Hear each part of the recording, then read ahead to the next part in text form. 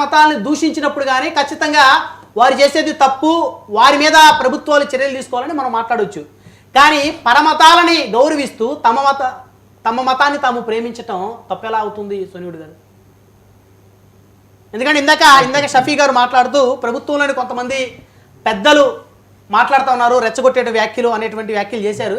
So ఆయన ఎవరి గురించి అన్నారు అనేది చాలామంది అర్థం చేసుకుంటారు, అర్థం చేసుకోకుండా ఉండే పరిస్థితి కాదు. కాకపోతే అంటే ఇక్కడ సార్ ఒక విషయం ఏంటంటే, నేను కొంతమంది నాయకులు ఇలా చేస్తున్నారు అన్నప్పుడు మీకు ఏదో అర్థమైపోయిందంటే మీకు అర్థమయ్యే విధంగా ఏదో జరిగిందని అర్థం.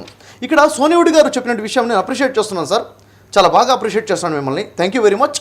మీరేమన్నారంటే మత పెద్దలను ఒక దగ్గర కూర్చోబెట్టి వారు సామరస్యం వచ్చే విధంగా మత పెద్దలే ప్రజలకి సందేశం ఇవ్వాలి అని చెప్పారు. హ్యాట్స్ ఆఫ్ అండి. నిజంగా ఎప్పుడైతే ఈరోజు ఎవరి మాట వినే పరిస్థితిలో ఉన్నారంటే మత బోధకుల మాటనే ప్రజలు వినే పరిస్థితిలో ఉన్నారు. కాబట్టి వారు ఎప్పుడైతే ఒక స్టాండ్ మీదకి వస్తారో క్లారిటీగా ప్రజల్లో మత విద్వేషాలు పోతాయి. కానీ ఇక్కడ దురదృష్టకరమైన విషయం ఏంటంటే మత బోధకులు ఇప్పుడు రాష్ట్రంలో ఉన్న ప్రజలందరూ పిల్లలు కదండి. పిల్లలు ఒకళ్ళ మధ్య ఒకళ్ళు గొడవ పెట్టుకుంటుంటే తండ్రి వచ్చేసి పిల్లల మీద సామరస్యంగా మాట్లాడి సెట్ చేయాలి. అలాంటిది తండ్రి పొజిషన్లో ఉన్న ప్రభుత్వంలో ఉన్న వాళ్ళు ఇలా మాట్లాడితే ఏం చేద్దాము? వాళ్ళని కూర్చోబెట్టి ఎవరు మాట్లాడాలి? మీరేమన్నారంటే మా మతాన్ని ఎప్పుడైతే ఒక తండ్రి పొజిషన్ తీసుకున్న తర్వాత నా మతం అనేది లేదండి, ప్రభుత్వానికి మతం ఉండకూడదు. ప్రభుత్వంలోకి వచ్చిన తర్వాత నా మతం గురించి నేను మాట్లాడతాను అంటే అది హాస్యాస్పదంగా ఉంటుంది.